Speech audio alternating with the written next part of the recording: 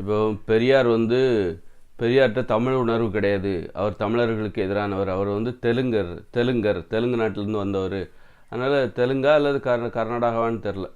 அப்போ அவர் ஒரு அந்நியர், அவர் தமிழர் கிடையாது, தமிழ் பற்று அவர்கிட்ட கிடையாது, அந்நிய பற்று தான் இருக்குது, தமிழர்களுக்கு எதிரான உணவு அவர்கிட்ட இருக்குது அப்படின்னு சொல்லிட்டு அவரை குற்றம் சாட்டி அந்நியர்கள் தான் அந்த திராவிடத்தை முன்வைப்பாங்க, திராவிடத்தை தூக்குறவங்க யார், எல்லாருமே அந்நியர்களாக இருப்பாங்க அப்படின்னு சொல்லிட்டு சொல்கிறாங்க. அதுவும் கூட ஒரு வகையில், ஏன்னா பொதுவாக பார்த்திங்கன்னா அந்த அந்நியர்கள் பார்த்திங்கன்னா வீட்டில் ஒரு பாஷை பேசுவாங்க. வீட்டில் பார்த்திங்கன்னா இப்போ தெலுங்கரெல்லாம் இருப்பாங்க, ஆந்திராவிலேருந்து வந்திருப்பாங்க, ரொம்ப காலமாகவே இங்கே இருப்பாங்க, 300 வருஷம் 200 வருஷம் கூட இருப்பாங்க. வீட்டில் ஒரு மொழி பேசுவாங்க, வெளியில் வந்தால் தமிழ் பேசுவாங்க. ஏன்னா அவங்க ரொம்ப காலத்துக்கு முன்னாடி இங்கே வந்தால் கூட, ஒரு 200 வருஷமாக இங்கே இருந்தால் கூட, தமிழ்நாட்டில் இருந்தால் கூட அந்த பற்றோடே இருப்பாங்க. அவங்க எங்கேருந்து வந்தாங்களோ அந்த பற்றோடே இருப்பாங்க. நம்ம இப்போ ஆந்திராவிலேருந்து வந்திருக்காங்கன்னு வச்சுக்கோங்க, ஆந்திராவிலேருந்து இங்கே இருந்தோடனே இங்கே வந்தாலும் நம்ம ஒரு ஆந்திராக்காரங்க தான் அப்படிங்கிற நினப்போடையே இங்கே தமிழ்நாட்டில் வாழ்வாங்க. அதனால தான் வீட்டில் அவங்க மொழியில் பேசுவாங்க, வெளியில் வந்தால் வேறு மொழியில் பேசுவாங்க. அவங்க எல்லாருமே பார்த்திங்கன்னா ஒரு அந்நியர்களாகவே வாழ்ந்துட்டு வருவாங்க.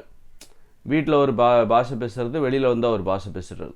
இப்படி பேசுகிறவங்க 2 மொழி பயன்படுத்துகிறாங்களே, இவங்க பெரும்பாலும் அந்நியர்களாகவே இருப்பாங்க. அந்த வகையில் தான் ஏன் பெரியாரை அவர் தமிழ் பற்று அவருக்கு கிடையாது. ஏன்னா அவர் ஒரு அந்நிய நாட்டிலேருந்து வந்ததுனால அவருக்கு அந்த அந்நிய பற்று தான் இருக்கும், தமிழர்களுக்கு எதிரான மனப்பான்மை தான் இருக்கும் அப்படின்னு சொல்லிட்டு சொல்கிறாங்க. அப்போது அந்த வகையில் என்னென்னா அப்புறம்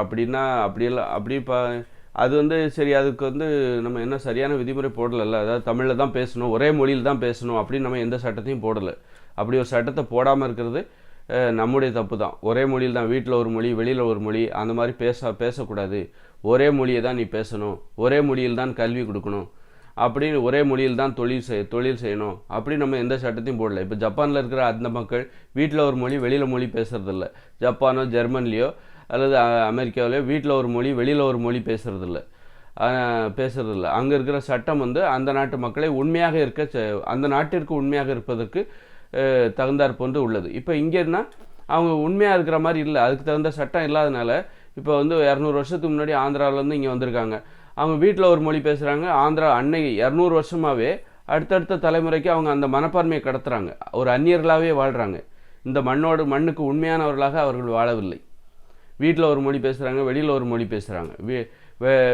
ஏன் அந்த வீட்டில் ஒரு மொழி பேசுகிறாங்களா, அது என்ன, எதுக்காக வீட்டில் ஒரு மொழி பேசுகிறாங்க, அல்லது அவங்களுக்குள்ள ஒரு மொழி பேசுகிறாங்க, எதுக்குன்னா ஒரு சங்கேத பாஷை மாதிரி அவங்களுக்குள்ள ஒரு ரகசியமாக ஒரு தகவல் பரிமாற்றம்.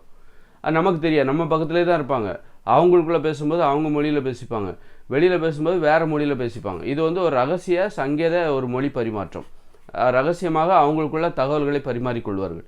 இதுக்கு நல்ல வசதியாக இருக்குது அப்படிங்கிறது ஒரு காரணமாக இருக்குது. அப்போ நம்ம ஒரு அந்நியர்கள் அப்படிங்கிற ஒரு மனப்பான்மையை அவங்க தக்க வச்சுக்கிறாங்க. அப்போ தான் அவங்க ரொம்ப விழிப்போடு இருப்பாங்க. நம்மளாம் பிழைக்க வந்த ஆள்.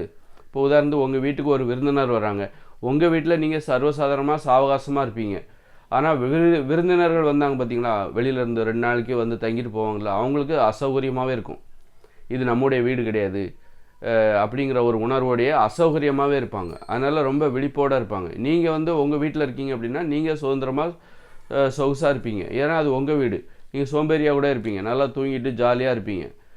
ஆனால் உங்கள் விருந்தினராக வராங்க பாருங்கள், அவங்க அசௌகரியமாக இருப்பாங்க, ரொம்ப அசௌகரியமாக இருப்பாங்க, ரொம்ப விழிப்போடு இருப்பாங்க, உங்களை மாதிரி இருக்க மாட்டாங்க, நிம்மதியெல்லாம் தூங்க மாட்டாங்க. அப்போ அதுதான் இந்த அந்நியர்களாக இருக்காங்களே, ஆந்திராவிலேருந்து இங்கே வந்தவங்க, கர்நாடகாவிலேருந்து இங்கே வந்தவங்க, கேரளாவிலேருந்து இங்கே தமிழ்நாட்டுக்கு வந்தவங்க, ராஜஸ்தான்லேருந்து இங்கே வந்தவங்க, பீகார்லேருந்து வந்தவங்க, இவங்க எப்போவுமே ஒரு விருந்தினர்கள் தான். விருந்தினர்களுடைய மனப்பான்மையிலே இங்கே இருப்பாங்க. அது அவங்களுக்கு அதிக விழிப்புணர்வை தருகிறது. நம்ம ஆட்கள் என்ன பண்ணுவோம், இது நம்ம நாடு தானே அப்படின்னு சொல்லி நல்லா சாவகாசமாக அப்படி நல்லா ஜாலியாக அப்படி ஓய்வு எடுத்துகிட்டு ஒரு அதிக விழிப்புணர்வு இல்லாமல் நம்ம வீடு தானே நம்ம நாடு தானே அப்படின்னு இருப்பாங்க.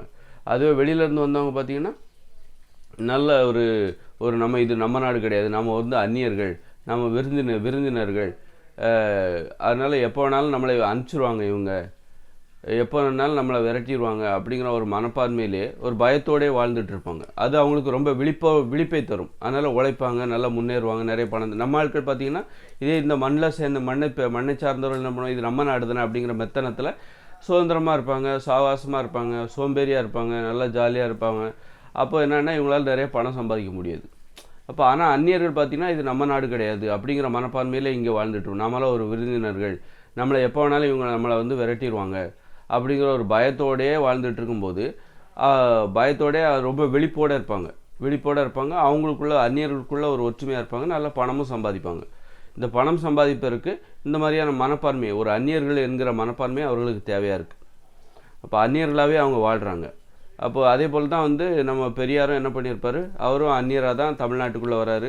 அவங்க வீட்டுக்குள்ளே வேறு மொழி பேசியிருக்கலாம், வேறு மொழி பேசுகிற அவங்க வீட்டுக்குள்ளே ஒரு கர்நாடகாரன்னு நினைக்கிறேன் பெரியார் வந்து, ஒருவேளை கன்னட மொழியில் அவர் பேசியிருக்கலாம், வெளியில் தமிழ் மொழி பேசுகிற ஒரு வழக்கம் இருக்கலாம். அப்போ வந்து அவருக்கும் இந்த தமிழ்நாடு என்பது நமது சொந்தமான பூமி கிடையாது, ஒரு அந்நிய பூமி தான், நமது சொந்தம் என்பது நம்ம ஒரு கர்நாடகாக்காரரு அப்படிங்கிற ஒரு எண்ணத்தோடைய, அல்லது ஒரு ஆந்திரான்னு நினைக்கிறேன், ஆந்திராவோ ஏதோ தெரியல, நம்ம ஒரு அந்நியர் தான் அப்படிங்கிற மனப்பான்மையோட அதே நேரத்தில் வந்தாச்சு, இங்கே தான் புழங்கியாச்சு பழகியாச்சு இந்த நாடு தமிழ்நாடு, ஆனாலும் இது நமக்கு சொந்தம் இல்லை என்கிற மனப்பான்மையோட நமது சொந்தம் நமது பூர்வீகம் என்பது ஒரு அந்நிய பூமி, அது ஒரு கர்நாடகாவாக இருக்கலாம், தெலுங்காக இருக்கலாம் அப்படிங்கிற மனப்பான்மையோடைய அவரும் இங்கே இருந்திருப்பார்.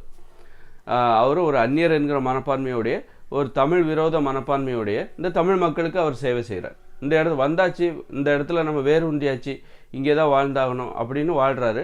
அதே நேரத்தில் அந்நியர் என்கிற மனப்பான்மையிலே அவர் என்ன பண்ணுறாரு, நாம் ஒரு அந்நியர் என்கிற மனப்பான்மை, நமக்கு இந்த தமிழ் மண் பூர்வீக மண் கிடையாது, அந்த மனப்பான்மை தான் அவங்க வீட்டுக்குள்ளே ஒரு மொழி பேசுகிறாங்க, வெளியில் ஒரு மொழி பேசுகிறாங்க, இப்படி பேசுகிற ஒரு வழக்கத்தை பின்புலமாக கொண்டவர் தான் ஒரு பெரியாராக இருப்பார். அப்படி இருந்தும் அவர் இந்த மண்ணுக்கு என்ன பண்ணுறாரு, தான் வாழ்கிற மண்ணில் தான் எல்லோரும் சாதிக்கணும்னு நினைப்பாங்க. அப்போ அவருடைய சிந்தனையில் வந்து அடிப்படையில் வந்து அவர் ஒரு அந்நியர் என்கிற மனப்பான்மையுடைய, அவர் அந்நியர் என்கிற மனப்பான்மையுடைய தமிழ் மக்களுக்கு சேவை செய்கிறார். ஆனால் அவர் செய்த சேவை நல்லது தானே, அப்படி அதை பார்க்கணும் முதல்ல.